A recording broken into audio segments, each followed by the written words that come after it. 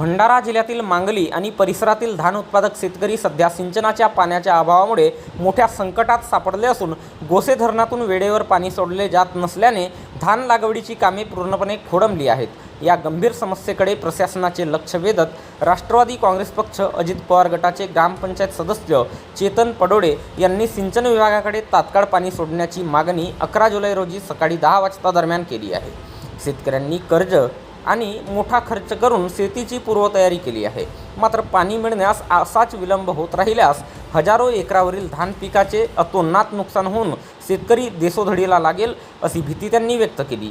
शासनाने आणि संबंधित विभागाने या परिस्थितीचे गांभीर्य ओळखून मांगली परिसरातील शेतकऱ्यांच्या हितासाठी त्वरित निर्णय घ्यावा आणि धरणातून पाणी मोकळे करावे, अन्यथा शेतकऱ्यांच्या तीव्र असंतोषाचा सामना करावा लागेल असा गर्भित इशाराही पडोळे यांनी यावेळी दिला आहे।